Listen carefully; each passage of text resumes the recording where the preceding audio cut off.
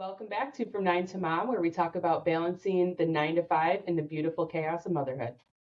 This week on the shit we wish we knew, we're going to talk about one thing, which will turn into a lot of things: schedules. We wish we knew that there was not just a one size fits all approach. We wish we knew that there were many different resources that we could reach out to in regards to scheduling. We wish we knew that the schedule changes every 5 minutes. And we wish we knew that it was okay to go with the flow and figure stuff out. And for example, this week alone, Catie, I know I texted you earlier this week, and Yeah. I have 2 kids. My oldest is 5. Katie's has 2 kids, but hers are younger than mine. And I literally just couldn't get my shit together in the morning. We have new routines starting with Colton at Right. TK, and Daisy's Yeah. not sleeping again. So I said, Catie, give me advice. Like, I can't pick a schedule that works for me with the kids getting ready for work and getting Right. everybody out the door and still being presentable and ready to start my day. And Catie gave me great advice, but I would have never done that with Colton because I didn't know to. No. Yeah. And I feel like this is an area that I feel like is one of my favorite topics, because me and Ryan are the most like regimented humans. Like, if we have a schedule, me and him are like fantastic. Like, everything we can follow, we know what we are doing. And maybe that's like a little bit of the athlete in us, like we know that certain times are for certain things, and whatever it is. But we just like so much more with Kelvin. Like, maybe it's because we knew a little bit, but like we're constantly adjusting his schedule. It changes all the time between when he's going to nap, when he's going to fight the naps. Can we get him to eat at the same times as Jack? Like, that's literally been the struggle right now, is he's starting to eat 3 times a day now on top of his bottles. Like, Yep. when the heck do you do anything? Like, it's just, there's so many like pieces of like, okay, bottle by this time, breakfast by this time. And we had to finally I had to look up what is the recommended schedule, because you can make up anything that works for you. Yeah. But like, I needed like something to tell me what to do. Yeah. And I feel like that's, especially with your first kid too, you go into it. I like schedules, even though I'm more spontaneous. I can go with the flow, but I still like to have a schedule. And with Colton, with pumping and everything, I remember going straight to Mom's on Call because I needed the schedule. Same. He was fine. The kids are fine. I needed the schedule so that I could plan my life around. Right. When I was going to pump, when I was going to feed. Yeah, peace of mind. And then you're going back to work. So you're like, I need them to be on this similar schedule. And I think with one, it was a lot easier. And not one kid's not easy. No kids are easy. But what I'm saying is with one, you can focus on that one schedule and getting it aligned with yours. And like you're saying with Kelvin, when you enter second child into the group chat, you've got the situation where like Colton's waking up at a different time than Daisy, and they're eating at different times. And now you're trying to mirror 2 schedules. But the more research you do on schedules, they change based on the kid's age. And that's one of the big things with Moms on Call. And I think if your kid isn't sleeping well or eating well or following a schedule, there's also this like feeling of guilt, because why is you think something's wrong? You're like, what's wrong that he can't do this schedule? Or what's wrong with me that I can't get them on this schedule? And you feel bad. So instead of reaching out, you're like, oh yes, so-and-so is a great sleeper. They eat amazing. And deep down, like you're in tears rocking the kid, trying to get them to sleep at their wake hour, and it's not working. Yeah.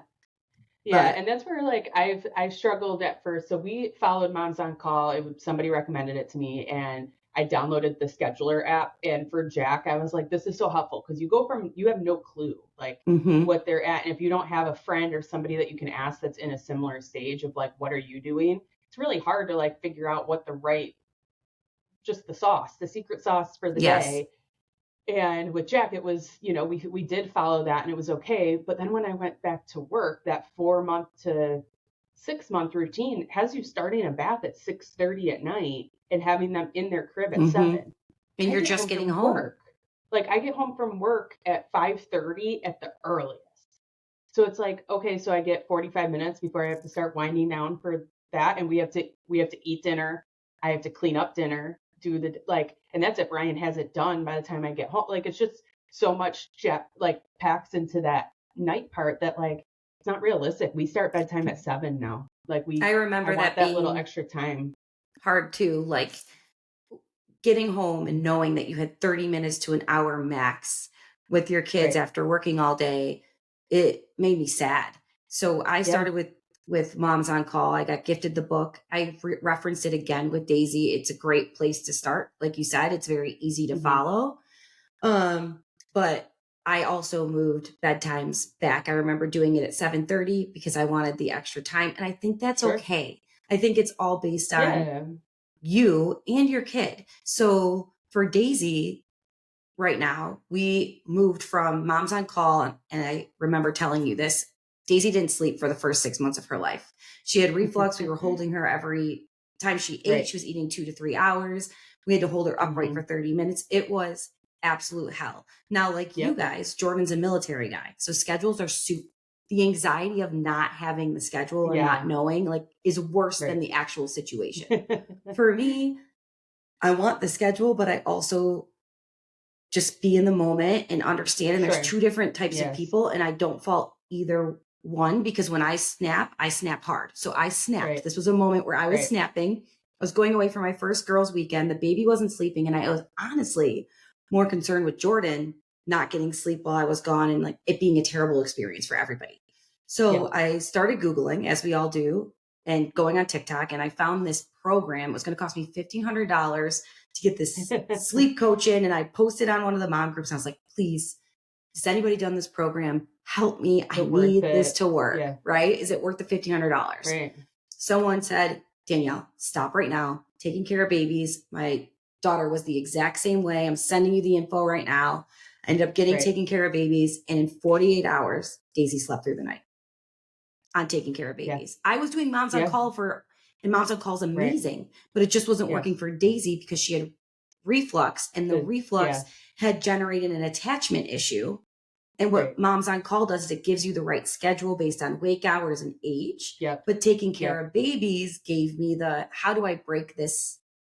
It was not about her needing to eat or needing Right. to get a diaper change. It was about her attachment issues and us just jumping Right. as a Yeah. result. So it was a different schedule. And I think I would say to moms now, when you're looking at what schedules work, there is more than just one schedule out there. And Yeah. you can find what works for you by talking to other moms who have similar situations with their Yep. kids. Absolutely. And that's how I found that. It's so helpful to join all those groups too, and you really can't be afraid to ask questions about things because we're all going through the same stuff, and to spend $1,500 in a vulnerable moment overnight because I you're was like, I just desperate. need to fucking sleep. Like Yes. that sucks. Like that we get into I remember I bought all the Moms on Call videos overnight because I was like, this kid's never going to sleep. I'm never going to sleep again. But And thank you to the then, creators of those for giving of us at least course, something. somebody had to buy it and get the info so we can share it with the world. But like, it just sucks at those moments. You feel like a $1,500 program is the only thing that can help you. Yes. And it's really just like text a couple people. Who cares if they judge you? Because if they do, that's ridiculous. Any mom shouldn't be judging you because we've all been through. Every kid's had a sleep regression. Let's be real. Yes. And every kid has struggled with their schedule in some way, shape, or form. And the other thing is, like, I'm sure my friends hated me with Colton. He was a miraculous sleeper. He slept through the night right away. I gave everybody, it's the snoo. It's definitely the snoo. Right. We could go to dinner till like midnight, 1 a.m. when we were on vacation. He would sleep. I can't go anywhere for 15 minutes with Daisy without holding her. It's karma. Yeah. Karma got me. Karma. And I'm sure people were like, Danielle, oh my God, like stop. And that's the truth. Yes. It's not you. It's not saying that there's things we can't do. And it's not the kid's fault. It's just every child is different. Every parent is different. And then when all moms are working moms. Moms that stay home, they're working too.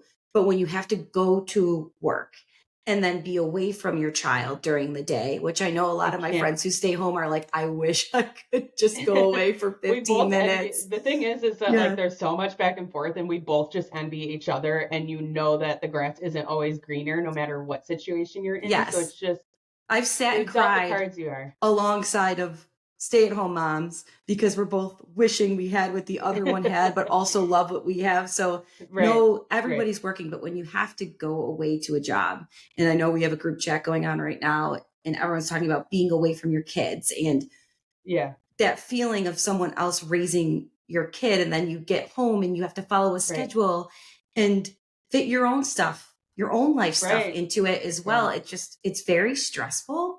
And I think that on top of all of this is mom guilt, right? And sadness. So then trying to find time for yourself. I'm not going to lie. I sent Catie a selfie of me this morning. I was in tears when my mom got here because Daisy woke up early and I've been trying this new schedule and it didn't work. It was Day 2. Better than it was. I was showered, which is a win, but it didn't work the way I thought. And as a result, I was just saying, like, I haven't gone to the gym. I'm just trying to shower and get ready and look presentable on my meeting this morning at 8:30. And it's just one of those things where you have these moments, you're trying to fit in self-care, get back to the person that you once were, make sure you can pump, because I'm still pumping in the morning and the night. Make sure you can pump, plan meals. Every Tuesday, you have to get meals ready for your kids at daycare. And how do you fit that all in when you're on such a rigid schedule? But without that schedule, how do you get anything done? Right.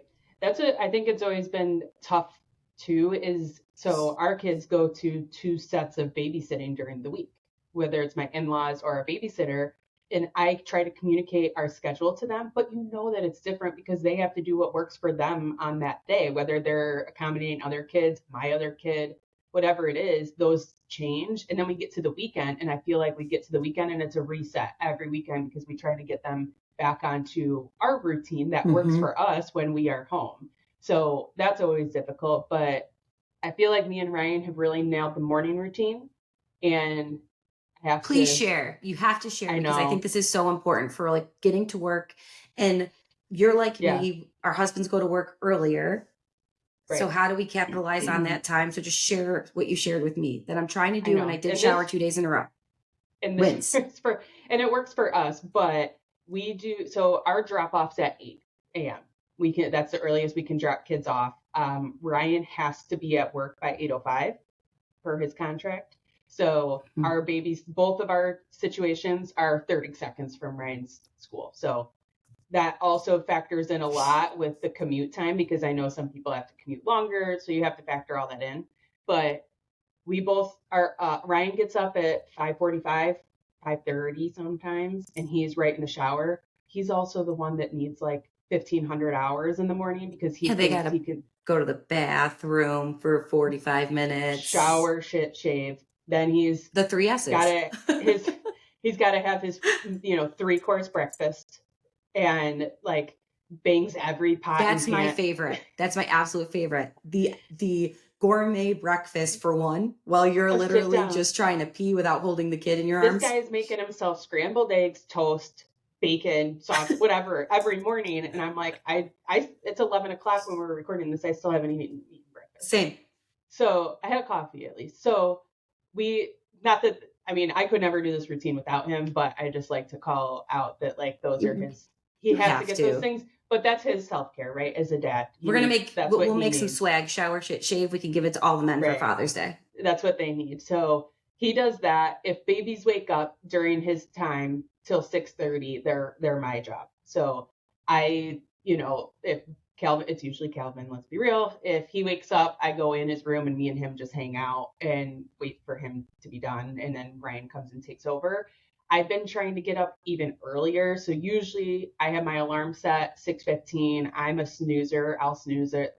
I would snooze it the whole day if my kids are asleep. But I've been really regimented about getting up, getting in the shower because our kids luckily have been sleeping till 6:45. But me and Ryan just have those set 45-minute windows where he gets his time and I get my time in the morning. So I know that I at least have 45 minutes in the morning to myself. Do I always take it to myself? No, because I'm getting the kids' bags ready and all that during my time. When Ryan has his time, it's his time. But at least you know it's yours. Whatever you decide to do with it. I have to get ready. And I think that's one of the things. I'm only on day 2 of the Catie Ryan method. the new the new schedule. And I set my alarm for 6. Yesterday, like I told you, it was a gem. I was showered, ready. My mom came over. She's like, wow, you look great. I'm like, I know, I tried this new method. It worked perfectly. Today, Cole didn't want to get out of bed. She's so like, Jordan's like, I can't get him out of bed. You got to go do it. So I went to do it. That took me another 15 minutes. And then as soon as then I go to shower, I run shower. I'm in my towel. Daisy starts crying and it's my window's over. So now I have to go get the baby, and I started work a little bit earlier today than normal. So it just threw me completely out of whack. But again, give yourself grace. A schedule's the best laid plan, but it's always going to vary. Not always. There's going to be days where you nail it, and there's going to be days where you don't. But I feel like at least if you have that semblance of a plan, now wait till your kids go to TK and they drop the nap and your whole life feels like it's crumbling around you. I can't even imagine no naps. Like those are that's like your hour and a half now. Apiece. Like, but Jack sometimes doesn't nap right now. He is a sleep fighter, but that helps our morning routine because he fights bedtime, so he sleeps till 7. Yeah, and that's what's happening with Daisy. People are thinking I'm probably crazy right now because they're like, Catie, my kids don't sleep during those hours. Like most kids that are little are getting up at 5:30. I know.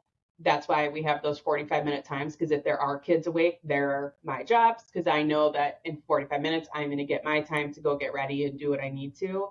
But it doesn't work every day. Some days I have to forfeit a shower, that's just what happens. And do what you got to do. And I think too, like you just said, some people are saying my kids are awake or asleep and whatnot. I have friends who don't put their kids to bed till 10 o'clock. They have jobs where they work really late. They want to spend time as a family, and they put them to bed, and everyone's like, well, they're going to wake up at the same time anyway, but their kids are trained to sleep in.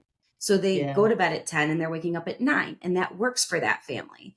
If you have to rush your kids out of the door at 6 o'clock, 7 o'clock, you don't want to be putting them to bed at 10 because it's not enough sleep for them. So you really got to think about what works for me. And I know we talk a lot about like, what do we wish we knew? I think it really comes down to the fact of, I wish I knew that you could read every book in the game. That you could do every piece of research. We're both studious individuals. We like to learn. You could take all this in, but in application, it's really going to vary. And it's okay that it varies. You should not feel guilty or disappointed in yourself or jealous, because everybody's got their own shit. You also should reach out to those people, because everyone's got their own shit, and someone's going through the same thing that you are right now. The person who saved my life, I'll give her a shout out right now. Her name is Michelle. My husband built her house back when she lived in a totally other neighborhood. He was one of her homeowners, moved to my neighborhood.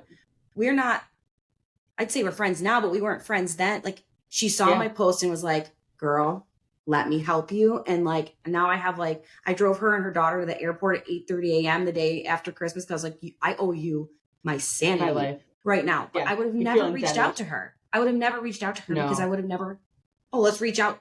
I literally in desperation just posted to the moms, and they came to me. And I think that network is so important. And if you're listening to this right now, like, build your network up wherever you can. Ask the questions, never feel ashamed. Your schedules are something that's going to change as your kids change and you change. And at the end of the day, like, if anybody has great advice for work schedules, I think Catie and I are always looking to learn as well. I'm riding a high right now, but next week could be a totally different situation. Well, we're talking about gym, right? You are going to play soccer again in the spring here, right? And I'm trying to get back into fighting shape for, I mean, I'll be doing yoga and dancing around. I actually right now have my tap shoes out. I was tapping for my parents the other night, showing them some of my old moves. It's fine. It's fine. Tap on your floor. But I want to get back into that stuff. And that's the next phase. How do I fit that in my schedule? I have no freaking clue yet, but I know that I have people who will help me do it. Absolutely. And if you don't have that network, that's what we're trying to build right here. Follow us, DM us. We'll add you to our mom's group chat. We'll put you in some of the groups that we're in. It'll be good. Absolutely. But I think it's time for us to clock out, get back to those schedules, And we'll see you guys next time. See you next time. Bye.